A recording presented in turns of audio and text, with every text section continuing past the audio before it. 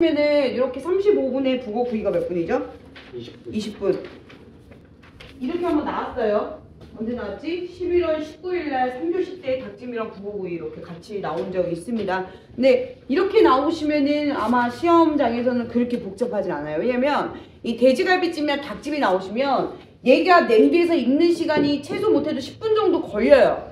그래서 그 시간 동안 손이 놀아요.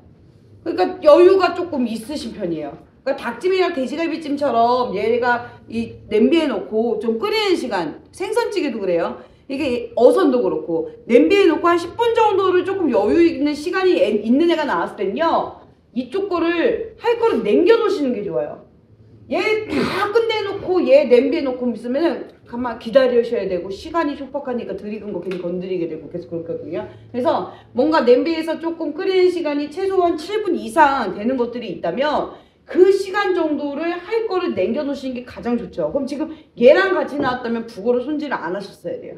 북어를 손질을 안 해놓고 내 닭이 익어지는 동안 얘가 들어갔으면 아마 시간적으로 오버가 되지 않을 거고 아마 딱 맞춰서 들어갈 수가 있게 된다는 거죠. 자, 먼저 닭찜 보시면 35분짜리예요. 돼지갈비찜이랑 굉장히 요리가 비슷한데 돼지갈비는 질겨요. 그래서 칼집을 넣고요. 얘는 질기지 않습니다. 그래서 칼집을 안 넣었어요. 그리고 얘는 조금 더 궁중 음식에 가깝고 돼지갈비는 약간 서민적 음식에 가까워요. 그래서 돼지갈비는 아무래도 닭보다 누린내도 좀 강하고 뼈가 붙어 있고 막 이러다 보니까 걔는 홍고추를 넣어서 매운맛을 잡았어요. 그 좀 약간 뭐라 그러죠? 냄새를 잡았어요. 고추가 들어가서. 얘는 고추가 들어가지 않습니다. 고명이 올라가요. 오히려 조금 더 고급스럽죠. 그래서 걔는 30분짜리 요리인데 얘는 35분짜리가 고명을 올리는 시간이 있어요. 지단을 붙이셔야 되고 은행을 볶아야 되기 때문에 요 시간 정도를 추가해서 얘는 35분이고 걔는 30분이에요. 요리법은 거의 똑같이 들어가시는데. 그래서 얘는 칼집 안 넣는다는 거, 돼지갈비는 칼집 넣으셔야 되고 얘는 칼집을 넣지 않는다는 거 기억해 주시고, 자, 닭을 토막을 냅니다. 자, 여기서 지금 닭찜에 대한 요구사항 지금 나와 있죠. 4에서 5cm 정도 토막 내라고 되어 있어요. 그럼 요 4에서 5cm 지켜줄게요. 그래서 4에서 5cm를 맞춰서 지켜주시면 되고, 자, 완성된 닭찜은 5토막 이상 내라고 되어 있죠. 이거는 요구사항 제가 봤을 때는 이 요원에서 잘못 손질한 것 같아. 저는 닭이 4분의 1마리 나왔거든요. 가슴살을 받거나 다리살을 받았어요. 그래서 그때가 말이 많았던 게 확실히 가슴살 받은 사람이 쉬워요. 그리고 다리 쪽 받은 사람들은 5조각이 안 나오는 거예요. 내다 보니까. 그래서 그때부터 이 요구사항이 있었던 게 그냥 빼지 않은 거지 않을까. 5조각 나오면 이건 떨어져요. 다 내야 돼요. 2분의 1마리가 나오다 보니까 한 12조각까지도 나올 수도 있어요. 많이 내셔야 돼요. 그러니까 버리지 않고 최대한 모든 거를 다 쓰셔야 되는 거. 그리고 이게 2분의 1마리라도요. 어떤 사람은 목 부분을 받고요. 어떤 사람은 목 부분을 안 받잖아요. 그럼 토막이 더 많이 나와요. 그러니까 이 조각을 조금 더 많이, 이거 절대 버리지 말고 5토막 내라고 해서 5토막 이상 그냥 내는 게 아니라 이걸 다 쓰셔야 된다는 거. 이거는 바뀌어서 그래요. 원래는 4분의 1마리였다가 지금 2분의 1마리로 바뀌는 바람에 전량을 다 내셔야 되는 거고, 자, 닭은 끓는 물에서 기름기 제거하라고 데치라고 되어 있죠. 그리고 토막 낸다고 부서지지 않게 뼈 부분 잘 잘라주라는 얘기예요. 뼈 부분을 잘못 자르면요 뼈 조각이 도망다녀요 이렇게. 그래서 마디마디를 잘라주셔야 되겠죠. 그거 다시 한번 기억해 주시고, 자, 화면백지단은 마른 물로 썰어주시는 거고 고명으로 2개씩 얹어주죠. 자, 어디에서도 닭을 썰어서 아마 닭찜 하는 데는 없을 거예요. 안동집 닭집 가도 다 토막 내서 들어오지 거기서 토막 내지는 않거든요. 그래서 12월 12일이요. 그래서 이 토막 자체, 갑자기 사일로 썰었어. 돼? 사일? 응? 사일로 돼? 그건 실업자고. 잠깐만요. 그거 아직. 원장님 근로자가 12일이고요. 실업자는 4일이에요.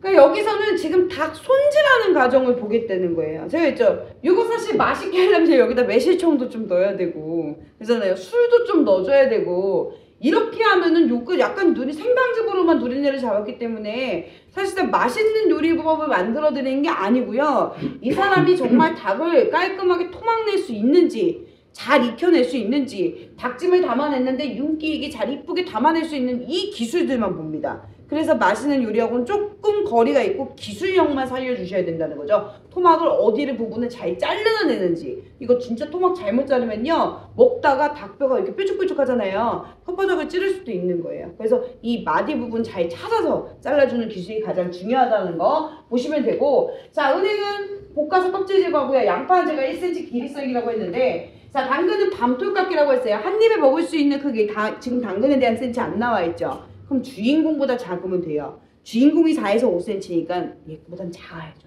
주인공보다 클 수는 없어요. 항상 주인공이 도드라져야 되니까. 그래서 당근 한 3cm 정도로 맞춰서 한 입에 들어갈 수 있는 크기라고, 모서리를 제거하다 보면 깎아놓은 밤처럼 생겼다 그래서 밤톨깎이라고 이름이 붙여진 거고요. 이거를 일부러 동그랗게 만들어줄 필요는 없어요. 그럼 얘를 모서리를 제거하는 이유가 뭘까요? 지저분하지 않게. 그죠? 제일 큰 거는 얘가 어차피 부서질 부분이라는 거예요. 찜동안 얘 부분이 그러면 어디로 가겠어요? 국물에 갑니다.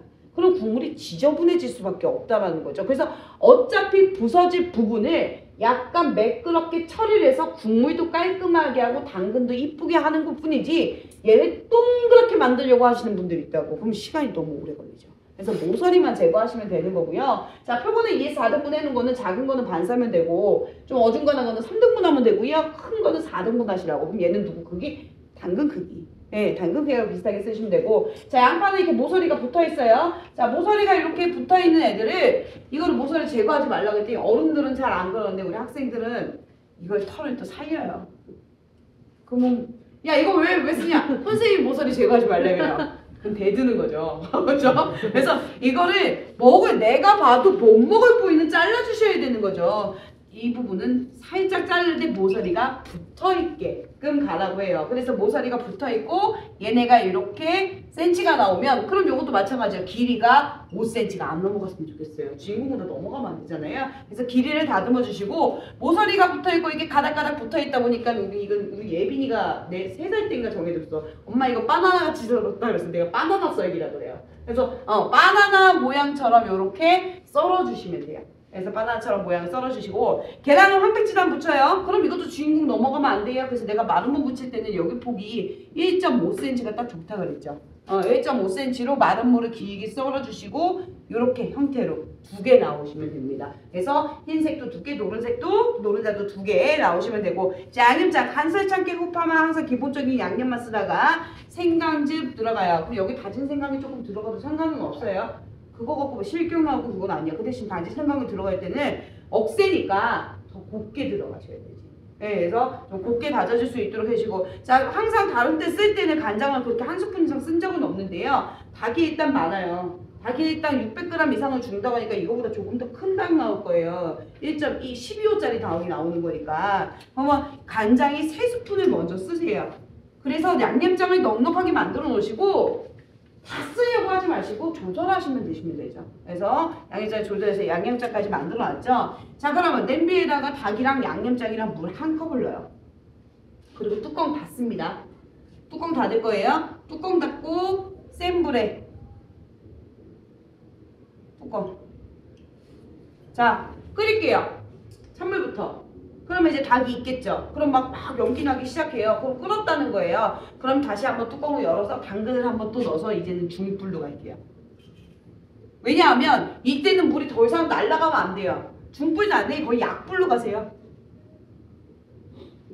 타버리면 안 되니까 당근과 닭을 익을 수 있게 하는 거예요. 뚜껑을 닫은 상태에서. 그럼 당근까지 익었어요. 그 다음도 뚜껑 열어요. 이제부터는 뚜껑 안 닫아요. 이제는 조리기로 갈게요. 약불로 했으니까 물량이 그렇게 많이 줄어들지 않았을 거란 말이에요. 그럼 얘를 뚜껑을 열고 빨리 익을 수 있는 애들을 놓고 그냥 조리는 거예요. 왜? 당근과 닭이 다 익었을 전제 아래. 분명히 다 익었을 테니까. 그래서 얘네를 넣고 윤기가 나게 조립니다. 그럼 조금 더 유들이기 시험장에서는 설탕을 살짝 조금 더 넣으세요. 그럼 바짝바짝 윤기가 나요. 그래서 이렇게 해서 조림을 담아내시고, 그릇에 담았을 때 닭 위에 은행도 좀 보였으면 좋겠고 당근도 좀 보였으면 좋겠고, 지단은 당연히 올라가셔야 되고 국물이 밑에 조금 깔려 있었으면 좋겠어요. 반짝반짝 윤기가 나게. 그래서 이렇게 해서 접시에 담아내시면 됩니다. 자, 그 다음에 이제 북어구이인데, 자, 북어구이는 구이 종류 5가지 중에 제일 쉬운 놈이에요.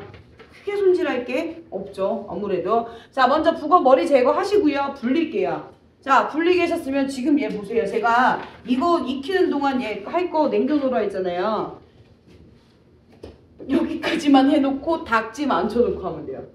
네, 그잖아요. 근데 생각을 잘못해서 여기 있는 파마늘 다 다지고 양념장까지 다 만들어 놓고 북어까지 손질 다 해놓고 얘 냄비 잡고 찜 들어가면 할 게 없는 거죠. 그럼 이제 시험 감독이 5분 남았습니다 그러겠죠.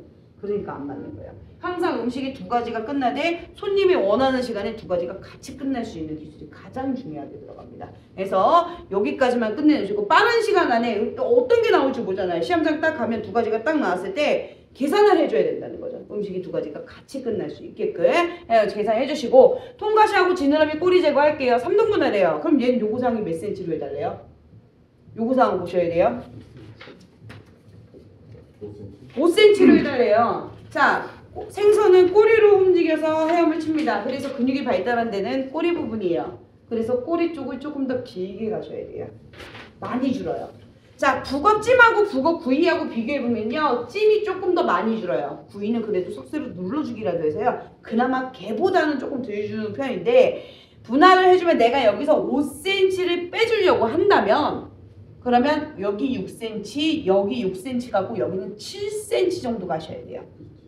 그래야 똑같이 나올 수가 있게 된다는 거죠. 그래서 분분 6cm, 6cm, 7cm 갈 건데 간혹 가다가 북어가 혹시 조금 짧은 애가 나올까봐 북어가 너무 좀 짧은 애가 나왔는데 그냥 6cm, 6cm 나왔는데 여기 5cm밖에 안 남은 거야.